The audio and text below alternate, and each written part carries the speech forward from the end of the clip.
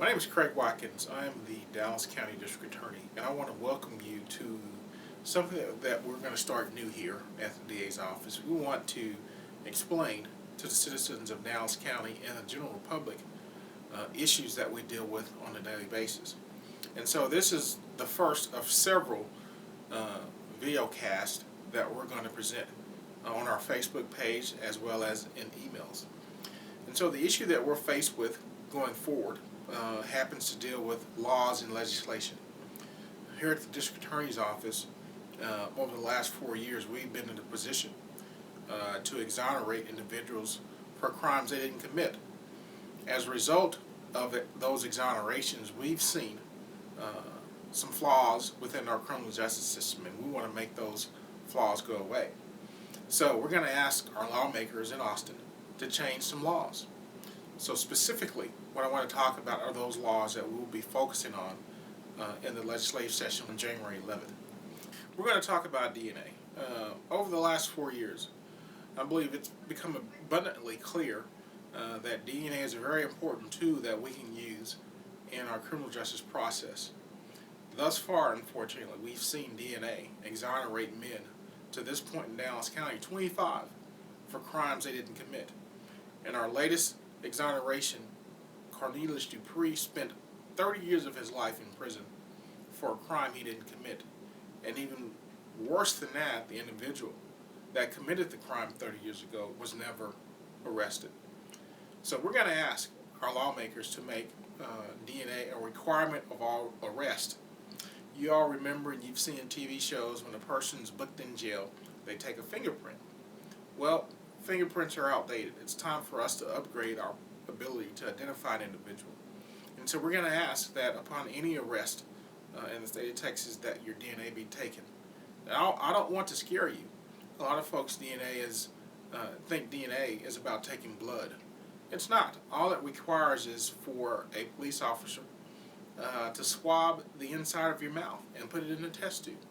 And that test tube could be tested at a later date to determine if you committed other crimes. And that's just good law enforcement. It gives us the ability to have proper identification of individuals who commit crimes, and for those who didn't commit crimes, it gives us the tool to make sure that we can go and have those individuals exonerated and find the individual that actually committed the crime.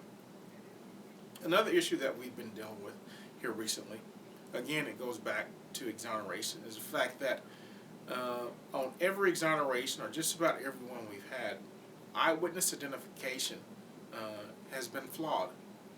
Just about every one of the individuals that have been exonerated out of Dallas County were identified by the victim or the witness, and those identifications were wrong.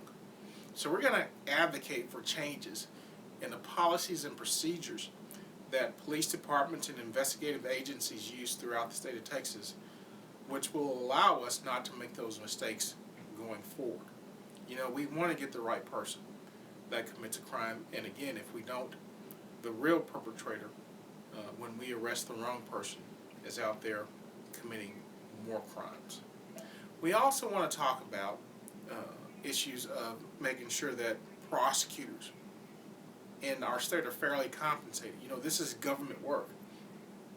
And the individuals that come and make a commitment to work for us, to work for the government, they take a substantial cut in pay.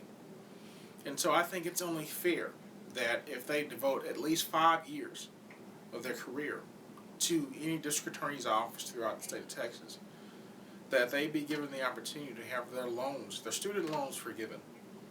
You know, student loans in college is very expensive, and especially if you go further.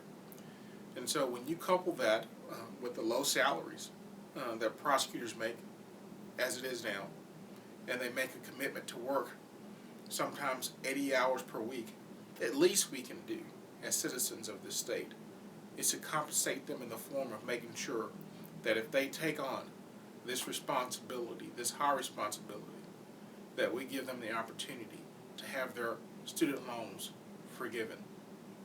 You know, another issue that we dealt with here recently is our confessions. You know, we have the technology today. Years ago we didn't. We have the technology today where when a person is arrested and they choose to make a confession, we can actually have that confession recorded.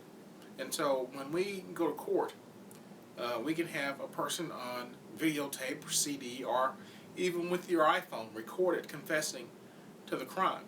So they don't have the ability to come back and say, no, I never said that, I never did that. It should be recorded. So we're going to ask our lawmakers to put a law in place to say that all confessions, all interrogations should be recorded, so it won't be an issue as to whether or not a person chose to incriminate themselves.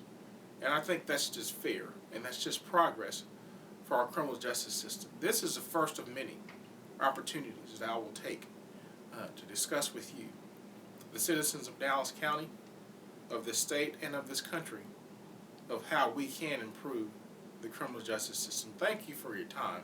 Thank you for taking time out to come and view our Facebook page. Thank you for receiving our email. This is an opportunity for us to move forward in something that is so important to this country. Criminal justice. This system is important to us to make sure that we protect the victims and convict the truly guilty, and make sure that our Constitution is put in place and it's advocated for. I'm Craig Watkins again, the Dallas County District Attorney, and we will keep moving